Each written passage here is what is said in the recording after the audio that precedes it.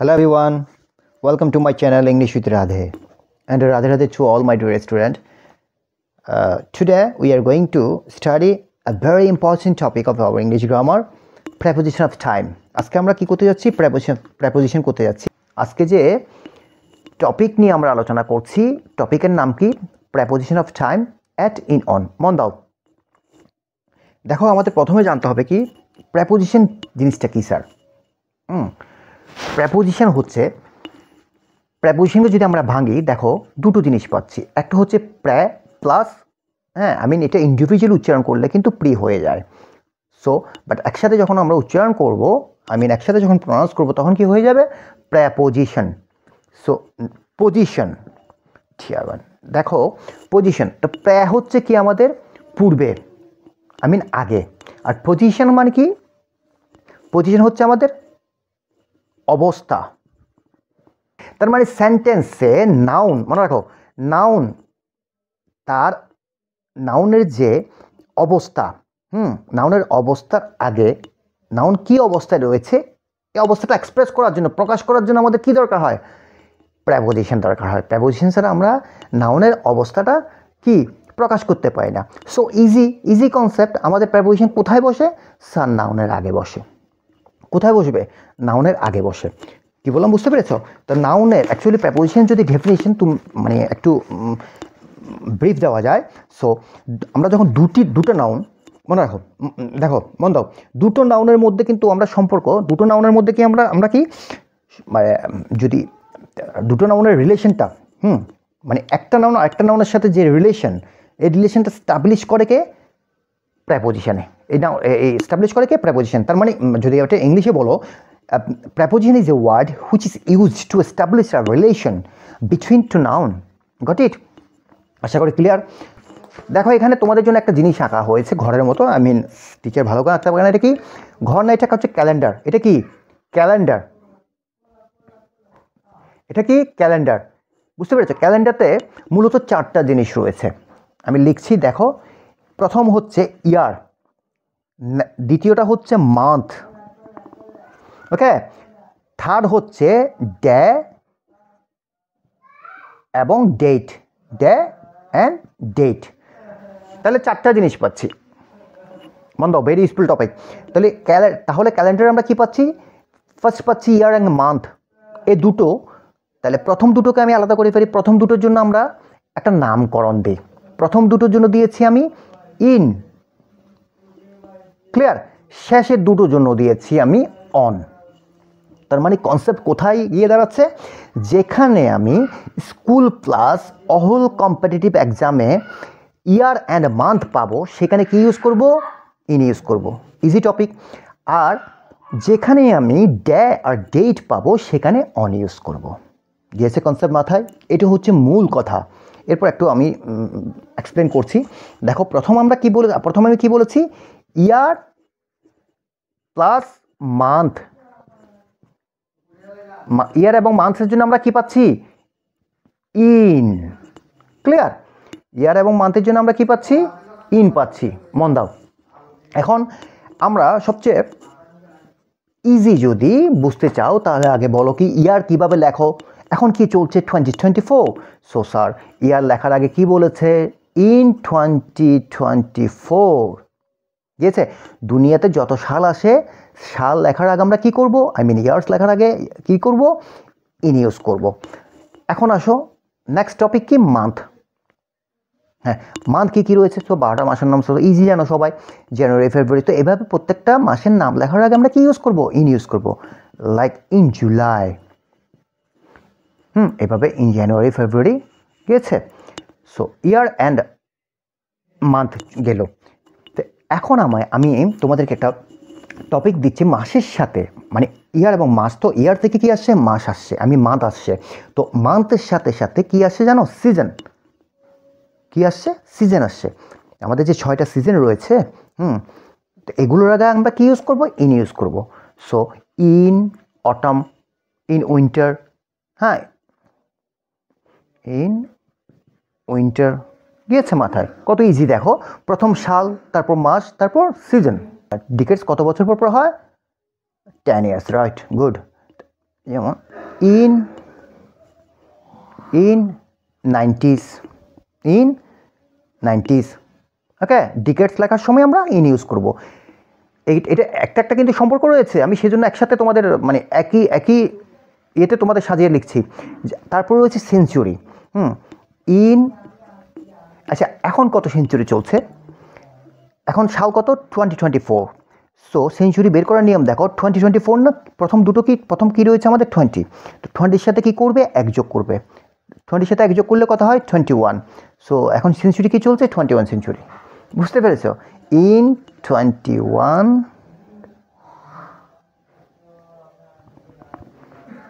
Century.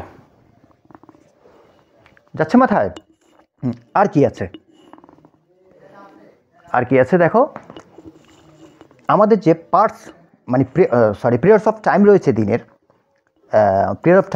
দিনের, না, কি বলি আমরা এগুলোকে? আচ্ছা আমি তোমাদের একটা টপিক দেখিয়ে দিচ্ছি, কি ভালো করে মনে থাকবে। টেন্স মনে রাখো। টেন্স তো তোমরা সবাই একটু পড়েছো। সো আমাদের যে 3টে টেন্স রয়েছে, পাস্ট, প্রেজেন্ট অ্যান্ড ফিউচার। ওকে, এগুলো লেখার সময়, পিরিয়ড অফ টাইম লেখার সময় আমরা অলওয়েজ কি ইউজ করবো? ইন ইউজ করবো। Like in the present. যাচ্ছে মাথায়? এভাবে in the first, in the future. Got it? তারপর আমাদের যে ডে পার্টস রয়েছে, পার্টস অফ দ্য ডে রয়েছে 3টা, যেমন ধরো মর্নিং, আফটারনুন, ইভিনিং। এই পার্টসগুলো 3টা পার্ট মনে রেখে দাও। এই 3টে পার্টস লেখার আগে কি করব? ইন ইউজ করব। In the morning, in the morning. আশা করি ক্লিয়ার? টিচার এখানে অনের ক্ষেত্রে কী লিখেছে দেখো, ডে এবং ডেট।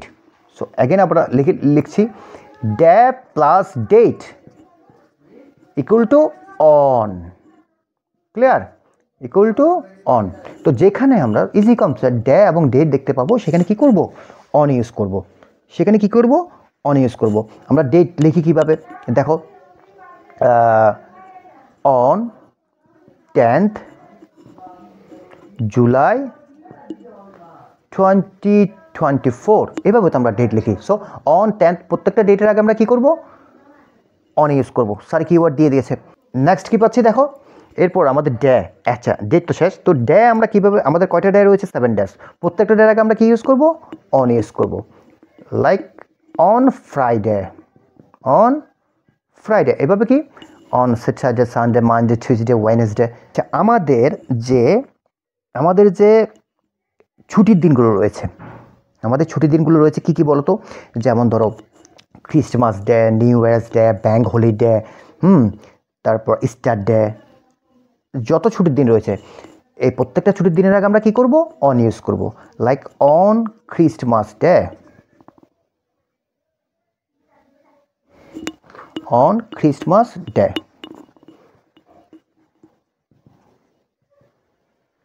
On Christmas day. এইভাবে কি করবে তোমরা?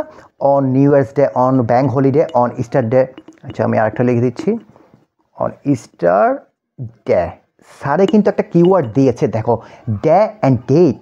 তো এখানে অন ক্রিসমাস তোমাদের মনে নেই আর কি, লাস্টে কি রয়েছে? হ্যাঁ বলো বাচ্চা, বলো লাস্টে কি রয়েছে? Day, right. তো এই যে ডে রয়েছে, তো ডে দেখলে সাথে সাথে কি করবে? হ্যাঁ, এটা ডের কনসেপ্ট, কিন্তু সাথে কী করবো? স্যার অন ইউজ করব। এবং ডের মধ্যে কী ধরনের কনসেপ্ট থাকতে পারে? এক্সাম হতে শুরু করে তোমাদের রাইটিংয়ের ক্ষেত্রে, ইভেন স্পিকিং ক্ষেত্রে, সব টিচার আজকে পড়াচ্ছে। কী বললাম বুঝতে পেরেছো? তা আবার যে এখানে আমি অন ফ্রাইডে লিখেছি, এটা কিন্তু ঠিক ডেটের মতো আবার অন ফ্রাইডে মর্নিংয়ে বলে দিতে পারে। তো মর্নিং তো করেছিলাম আমরা ইনে, আমার টার্গেট হচ্ছে ব্ল্যাঙ্কের পরে অন ফ্রাইডে। ঠিক আছে? সবচেয়ে বড় টপিক হচ্ছে এরকম ড্যার পরে দুনিয়াতে যাই থাকুক, আমি তোমাকে কি দিয়েছি? ড্যা কথাটা এখানে আসছে। সো ইট উইল বি কি? অন। গুড। আমরা একটা ব্যতিক্রম রয়েছে অনের ক্ষেত্রে, টাইম। একটা ওয়ার্ড শুধু, টাইম মনে রাখো, টাইম। তো এটার ক্ষেত্রে আমরা কি ইউজ করবো? অন টাইম, মানে এই সময়। হ্যাঁ, গেছে মাথায়? যেমন I arrived to work on time. তাহলে আমাদের কি হয়েছে? ইন এবং অন সম্পূর্ণ ক্লিয়ার আশা করি, তাই না?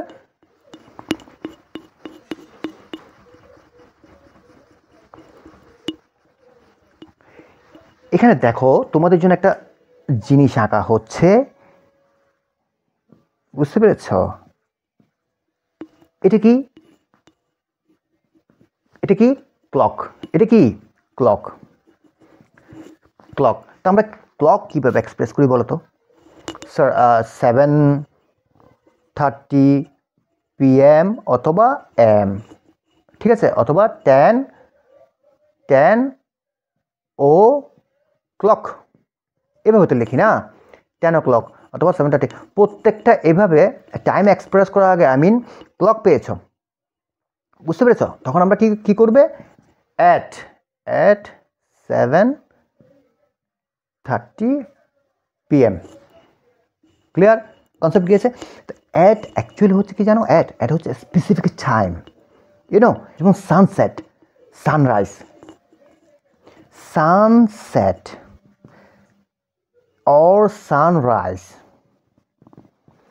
আমরা কি ইউজ করব? অ্যাট ইউজ করবো, at sunset, at sunrise, at sunset, at sunrise. Okay, তারপর আমাদের যে খাওয়ার সময়গুলো, হ্যাঁ, আমাদের যে খাওয়ার সময়গুলো, বুঝতে পেরেছ? Lunch time or dinner time, এগুলোর ক্ষেত্রে আমরা কি ইউজ করব? অ্যাট ইউজ করব। ওকে, জাস্ট যেমন ধরো I have to meet the clients at lunch time. Okay, so আর কি পাচ্ছি আমরা অ্যাটের ক্ষেত্রে? দেখো, night, noon, okay, midnight, at. Okay, so at night, noon আগে নিয়ে নাও, অ্যাট নুন, নাইট আর মিড নাইট, ঠিক আছে? দেখো আরেকটা ব্যতিক্রম রয়েছে, at midday, at midday. At midday, sir আপনি তো বলেছিলেন ডে কথাটা যেখানে পাবো, গুড, একটা ওয়ার্ড মুখস্থ করতে পারছো।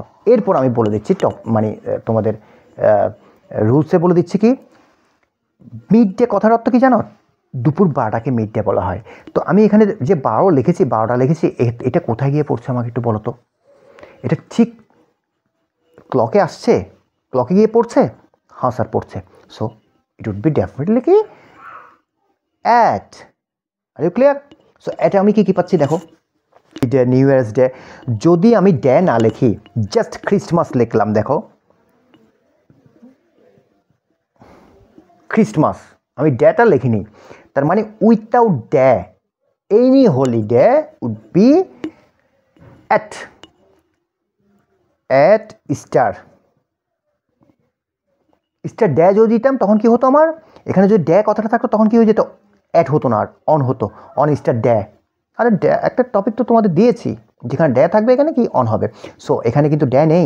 যদি ছুটির দিনে ডে কথা থাকে তখন আমরা কি করব? অন ইউজ করব। আর ছুটির দিনগুলোতে যদি ডে কথাটা না থাকে তখন আমরা অ্যাট ইউজ করব। আশা করি একদম জলের মতো ক্লিয়ার, বুঝতে পেরেছো? অ্যাট এই সময়, হ্যাঁ এই সময়, অ্যাট দ্য মোমেন্ট একটা ব্যতিক্রম রয়েছে, মানে মিড ডে, অ্যাটের ক্ষেত্রে মিড ডে তো বুঝতে পেরেছো, আর অ্যাট দ্য মোমেন্ট এটা মুখস্থ করে নেবে। সো অ্যাট দ্য মোমেন্টকে মুখস্থ করতে হবে না, আমি টপিক দিয়ে দিচ্ছি। ATM মনে রাখো, মনে রেখেছো? ATM মনে থাকলে আশা করি মনে থাকবে ATM। ওকে, চলো এখন আমরা কিছু এক্সারসাইজ করি, এক্সারসাইজ করলে আরও ক্লিয়ার, আর এখন দেখবো তোমাদের কতটুকু ক্লিয়ার হয়েছে। ওকে, দেখো এখানে কিছু ইম্পর্টেন্ট এক্সারসাইজ দেওয়া রয়েছে, যেগুলো অনেক কম্পিটিটিভ এক্সামে আসছিল, ওইখান থেকে নেওয়া। দেখো number 1, I have to meet the clients blank lunch time. আমাদের কিওয়ার্ড কি?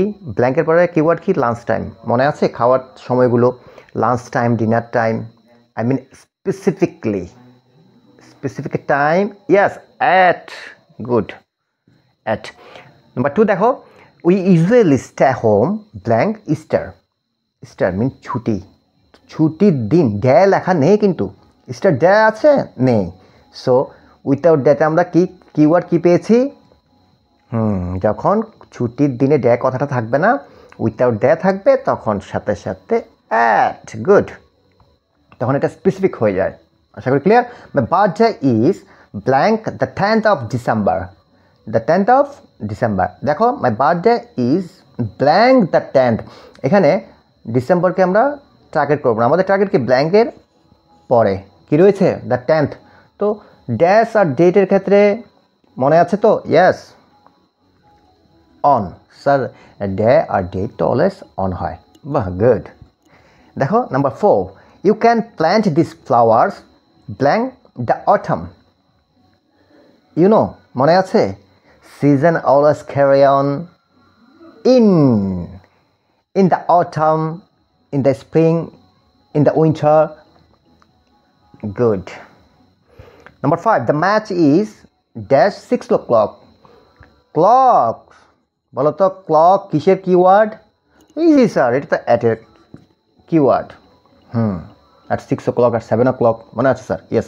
I brush my teeth blank the morning, মনে আছে তো? Parts of the day, in the morning, in the afternoon, in the evening. Yes. Number 7 দেখো, I am busy blank the moment. বলতে পারবে এটা? এটা তো কোনো কিওয়ার্ড খুঁজে পাচ্ছি না। কেন স্যার কিওয়ার্ড খুঁজে পাবো না? এটাইতে সবচেয়ে বড় কিওয়ার্ড মনে রেখে দিয়েছি, কারণ এটা হচ্ছে স্যার এটিএম। এটা কি এটিএম? মাই গড, স্টুডেন্টরা তো মন ঠিক জায়গায় দিচ্ছে তোমরা। Good. I am busy at the moment. Okay. Number 8. Every year I visit my parents blank Thanksgiving Day. কি পেয়েছো? Day. Sir day keyword, day আর ডেট কোথায়? স্যার ইজি, এটা একদম জলের মতো। অন থ্যাঙ্কসগিভিং ডে, কারণটা কি? অন থ্যাঙ্কসগিভিং ডে আছে স্যার। হ্যাঁ, তো আমরা ডে যেখানে পাবো আর চিন্তা করার কিচ্ছু নেই স্যার, আপনাদের বলে দিয়েছেন এখানে কি করব, অন ইউজ করব। শুধু একটা ওয়ার্ড বলেছেন মিড ডে ছাড়া, কারণ মিড ডেকে 12 o'clock মানে দুপুর 12টায় বোঝায়, তাই না? একটা ছাড়া। হ্যাঁ, বাহ, ফাইন, মনে আছে। এই দেখো, এটা আবার পেয়েছি। We have a lunch blank mid day. Sir তো বললাম না একটু আগে, এটা আর কি, এটা তো ব্যতিক্রম। তো ব্যতিক্রম হলে তো এটা কোথায় যায়?